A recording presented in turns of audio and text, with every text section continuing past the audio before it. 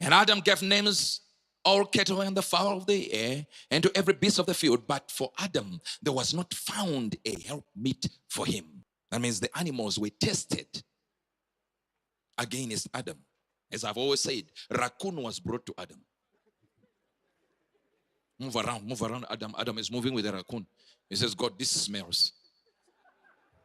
So no problem. A dog was brought. Notice this, and not found any helpmeet for him. That means if it was not found, it was searched for. That means he really searched for a wife from among the animals. This is the reason I tell you why everything that your husband says when he's scolding you is animalistic. You're a dog. Because he has been married spiritually to a dog. So he knows how a dog acts. Why is the bed not made? You look like a pig. He is right. You just demonstrated a pig-like mentality. Because the man was married or engaged rather to animals. I know you're not getting it. Somebody's taking it literally. Imagine God says, yeah, this one might be yours. Then he looks around and figures the character of this animal is different to my son. Then he says, no. All the animals, not one. But that's not where we're going. We're about to go there. And the Lord caused a deep sleep to fall upon Adam. And he slept. Notice that the Bible tells us, here's where I want to get to you. The Bible tells us that the garden is already there before Eve was created. So the tree in the middle of the garden cannot be on Eve. I finished. Say, I know you are.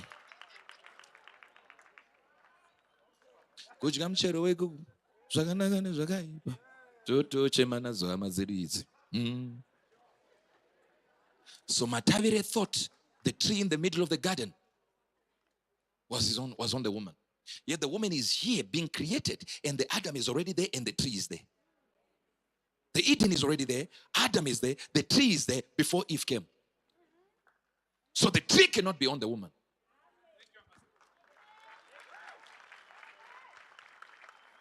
And he slept, and he took one of the ribs and closed up the flesh instead thereof. And the rib which the Lord God had taken from man made he a woman and brought her unto the man. And Adam said, this is now bone of my bone, flesh of my flesh. She shall be called woman, woman, because she was taken out of the man. Right there, before you go any further, and I'm not here for marriage, but I'm telling you right now, you can see that a woman is a byproduct of a man. So you were never created as a woman because God wanted to create you. Adam's loneliness, or rather aloneness, caused him to create you. And you were not taken from somewhere, you were taken from the man. So you are a byproduct of the man. That's why the man is above you when he marries you. But this is not where I'm going. Watch this now. But since you are the byproduct of your own husband, so the day your husband says, you are crazy, I'm sorry, tell him, I agree, because you are the head. I'm not even here for this marriage thing. You are mentally disturbed. I am your byproduct. So you are the biggest mentally. Because my mental sickness is coming from you as a byproduct. I'm not from the original. So my impurities are more now, but a little bit of madness. Because you are the ultimate mentally disturbed person.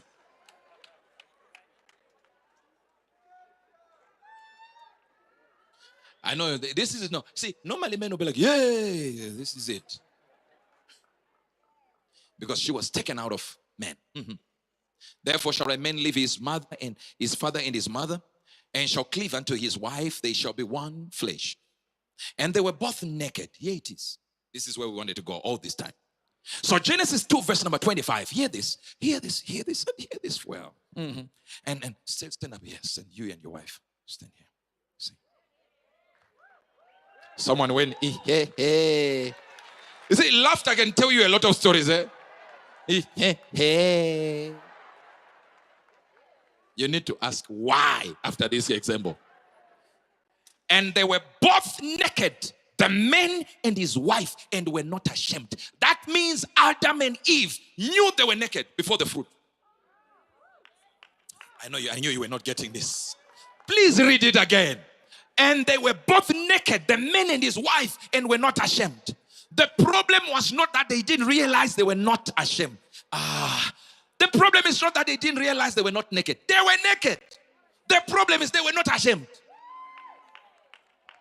So the fruit did not produce sight. The fruit gave them shame. Yeah, you're not hearing what I'm talking about. I know you're not hearing what I'm talking about. So shame was not present. They knew they were naked. They could look at each other and know, you are naked, I'm naked. But they said there's nothing wrong. When the fruit was introduced, they didn't recognize that they were naked. They knew it. So a fruit brings shame. For them to realize, yeah, we were naked, we understand. But now when the fruit came, hey, this is not supposed to be like this.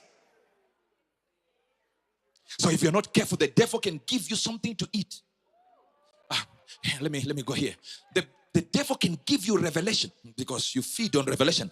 The devil can give you revelation that you think is okay, but you were already that thing that he's trying to say you should see. You shall become like gods, yet they were already gods. Let me give you some. Sit down. Let me give you something about eating because I know you're missing this one. I know you're missing this one. Are you getting this? Are you getting this? It says, and the woman, hear this. And the woman saw something that was amazing. And the woman saw that the tree was good to eat. And the woman saw that the tree was good for food and that it was pleasant to the eyes. Maybe you didn't get this because we have some generals here. But scientifically, it is proven that over 70% of men are visual creatures. Women are sensual. As much as you think they don't think, you are wrong. Because the Bible actually is telling you from here that it agrees with science that many women will use sense when they are dating someone. I know you didn't get it. Okay, here it is. Because you think it's not sense when somebody says, can you buy me an iPhone? You think it is an automatic thing that just was taught right there. No, they planned the occasion, the time to tell you. They've tried so many times and they looked at you and said, not today. Today is not the right occasion. Yeah, let me go here. No.